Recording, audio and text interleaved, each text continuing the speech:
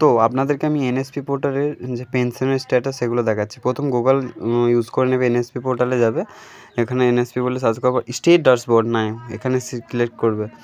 Click করার পর state select করবে, তারপরে স্কিম সিলেক্ট করবে, কি স্কিম, ইন্দিরা গান্ধী ডিসেবিলিটি আমি যেটা সিলেক্ট করলাম, তারপর ক্যাপচার কোড দেবে।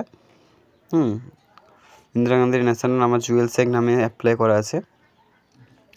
সো এরপর হচ্ছে তোমার ডিস্ট্রিক্টটা চুজ করবে এখান থেকে। পূর্ব বর্ধমান, আমার ডিস্ট্রিক্ট পূর্ব বর্ধমান চুজ করলাম।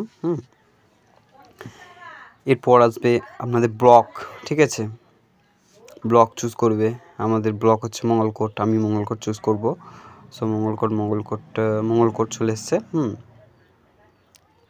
এরপর পঞ্চায়েত, আমাদের পঞ্চায়েত হচ্ছে শিমুলিয়া 1, ওটা দেখি, হ্যাঁ শিমুলিয়া 1 নিচে, ওটা দেখে নিচ্ছি। 8টা টোটাল 8টা ইয়ে আছে এখানে পঞ্চায়েতের ভিতরে। সো শিমুলিয়া 1, ঠিক আছে।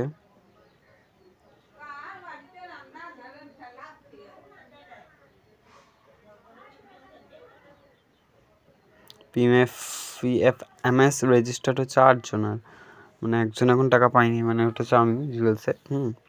শিমুলিয়াকে ক্লিক করলাম।